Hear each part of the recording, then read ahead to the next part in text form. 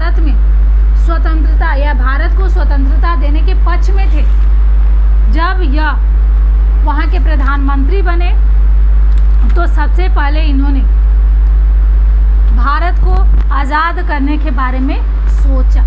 इसलिए सोचा, ये नहीं कहे आज़ाद कर दे, इसलिए क्लीमेंट ने जुलाई 1942 में प्रधानमंत्री बनने के तुरंत बाद ही एक कमेटी का, यानी 46 तो हो ही गया था, 42 के बाद 3 साल का समय लगा था, भारत में एक मंत्रिमंडल कमेटी का गठन किया। वहाँ से ब्रिटेन में इसका गठन किया था और 1946 में इसको भारत भेजा, जिसे हम कैबिनेट मिशन के नाम से जानते हैं। यह कैबिनेट मिशन के प्रस्ताव क्या क्या थे? भारत में अंतरिम सरकार का गठन किया जाए जिसमें सभी राजनीतिक दलों के प्रतिनिधि सम्मिलित हो, यानी कि सभी राजनीतिक दलों की सहमति बहुत आवश्यक थी।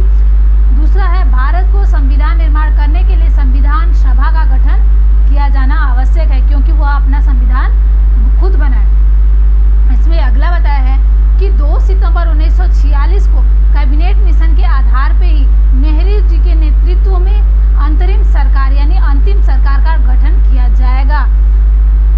1947 में लॉर्ड माउंटबेटन भारत के नवीन, यानी कि पहले नवीन भारत के, स्वतंत्र भारत के, यहाँ कहना चाहिए स्वतंत्र भारत के नवीन गवर्नर जनरल बनकर भारत आए और इसी के बाद से हमारा देश आज़ाद हो गया, क्योंकि यह तब तक बने रहे जब तक भारत और पाकिस्तान का बंटवारा नहीं हो गया और फिर भारत को आज़ादी नहीं मिल गई। आपको पता ही है कि 15 अगस्त 1947 यानी कि अगस्त क्रांति के चलने के बहुत समय बाद, अगस्त क्रांति जब शुरू हुआ उसके बहुत समय बाद जाके हमको आज़ादी प्राप्त हुई, यानी 15 अगस्त 1947 को